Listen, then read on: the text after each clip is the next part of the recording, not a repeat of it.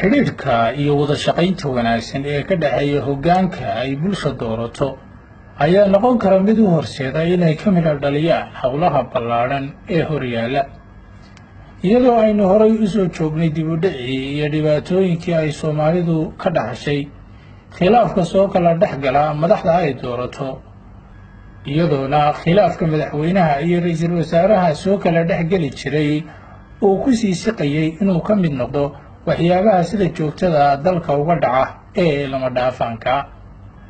haddaba waxaa arrintaasi gabalkeedu dhacay markii Soomaaliya ay dooratay madaxweyne Maxamed Cabdullaahi Farmaajo oo isaguna soo dooray ra'iisul wasaare Xasan Cali Khayre si loogu adeego shacabka Soomaaliyeed waa kan madaxweyne Farmaajo oo shacabka Soomaaliyeed la wadaagay bishii Juun ee sanadii 2017 waxa uu ka dhigan yahay ra'iisul wasaare Khayre nabad iyo nolol haddaysan jirin ummad ma jirayso waxaana beesh u ah nabad iyo nolol kow waa idiin sheegay danta shakhsiga in laga guuro oo loo guuro dan guud danta guud waxay tahay oo aniga iga bilaabatay oo idinku aad igu taageerteen inaan idiin keeno saan idiin ballan qaaday ra'iisul wasaare iga wanaagsan ra'iisul wasaarahana ballantii waa fuliyay wuxuu keenay wasiiro ka wanaagsan dhinaca kale ra'iisul wasaaraha xukuumadda Soomaaliya Xasan Cali Khayre ayaa dhankiisa sheegay inay meesha ka baxday waqtigii hoggaanka dalku uu ahaa laba garab oo kala fadhiya waxa uu sheegay in haddii aad la kulanto madaxweynaha ay ka dhigan tahay inaad la kulantay ra'iisul wasaaraha wala soo dhaafay waqtigii ay ahaan jirtay hadda ra'iisul wasaarahan ka tagay aan madaxweynaha soo dhageysto waxaa lagu jiraa Soomaaliya haddii aad ra'iisul wasaaraha aragtay madaxweynaha waa aragtay haddii aad madaxweynaha aragtayna ra'iisul wasaaraha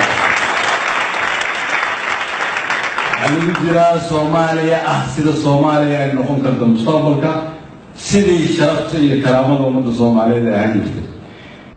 xiriirka wada shaqaynta iyo kalsoonida ballaaran ee ka dhaxaysa madaxweynaha iyo ra'iisul wasaaraha oo shacabka rajo badan gelisay waxaa dhankiisa ka waramaya xildhibaan Mustafa Maxamuud Qodax oo ka mid ah mudanayaasha aqalka sare madaxweyne Farmaajo iyo Xasan Khayre waxa weeyaan taariikhda marka ilaa Cabdilaahi Yuusuf dawladdiisa laga soo bilaabo labada nin ee ugu fiican xagga isfahanka oo runtii mudan in lala shaqeeyo weeyaan xaqiiqatan waa sidaa wixii kale ee ka qaldamaya waa bini'aadan hala sheego laakiin labada nin waxa weeye laba nin oo isfahansan isla jaan qaaday oo Farmaajo wuxuu ku guuleystay inuu ra'iisul wasaare firfircoon ay isna fahmi karaan inuu magacaabo baarlamaankuna waa saxiix waxa kale oo waliba Farmaajo ku guuleystay oo runtii ay tahay in loo qiro oo gobonimo ah had iyo jeer madaxda Soomaalidu marka ay ilaa wasiirada asaasa weligood dhaqanka u leeyahay jireen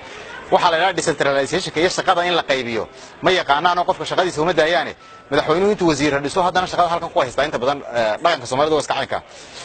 shananka ninka ah madaxda ka hooseysan ma ixtiraamo shaqadooda uma daayee ilaa taliyo uu ugu doonaa inuu dhaafo dhaqankaas inta badan lahaan jiray Farmaajo dhaqanka ma laha oo dad badan baa waxay ku canaantaan ima ku yiraahdaan ilaa wixii aynu ku barbaaray siyaasadii baa la doonayaa waxaynu ku barbaaray oo 3 sanadood aynu naqaanay kaliya talismadaas aynu naqaanay Farmaajo dad baa imka ku canaantaan ra'iisul wasaaraha ayaa shaqadii faraha uga qaaday uu ku saxan yahay siyaasad qaldan maaha hadduu ra'iisul wasaaruhu shaqaynayo in loo daayo shaqada fulinta ee wasiiradiisa inuu isagu dabagalo la xisaabtamo oo madaxweynuhu kaalintii odaynimada dalka qaato arrintaas waa muhiim Farmaajo arrintaas horta qaatay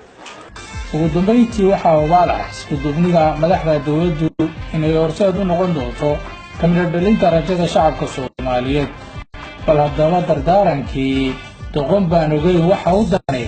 dantiinu waa wada jirka daryeela midnimaad ku doogsataan deysta oo isku jirkiina diida waa heestii isku duubni iyo kooxdii Heegan